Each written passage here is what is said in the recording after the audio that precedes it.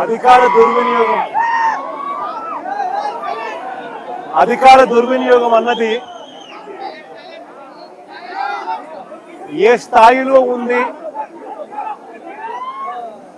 అన్నది చెప్పడానికి విరూపాక్షన్న ఉదాహరణే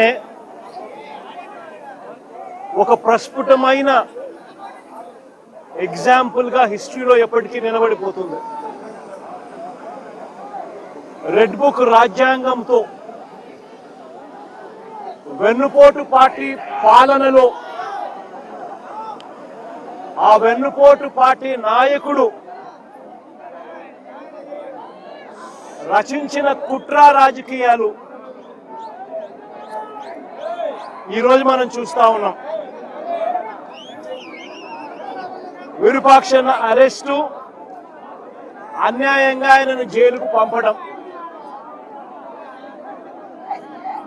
ఈ రెండు కూడా రెడ్ బుక్ రాజ్యాంగం రాష్ట్రంలో ఎలా అమలవుతా ఉంది అని చెప్పి అద్దం పడతాయి. ఈ వెన్నుపోటు పార్టీ పాలనలో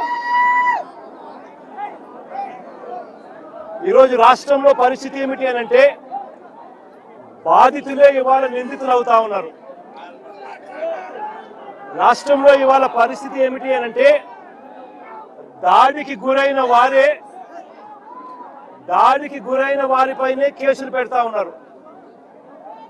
ఈరోజు రాష్ట్రంలో పరిస్థితులు ఏమిటి అని అంటే బాధితులకు ఎవరైనా అండగా నిలబడితే వారిని అరెస్ట్ చేస్తా ఉన్నారు.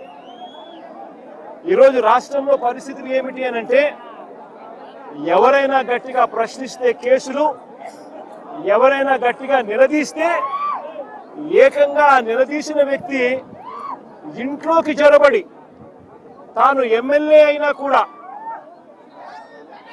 అర్ధరాత్రి పూట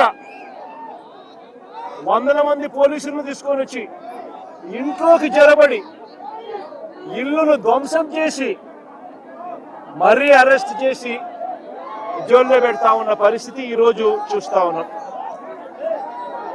నేను అడుగుతా ఉన్నా, ప్రజాస్వామ్యవాదులందరూ కూడా ఆలోచన చేయాలి. ఎలాంటి ప్రజాస్వామ్యంలో మనం బ్రతుకుతా ఉన్నాము?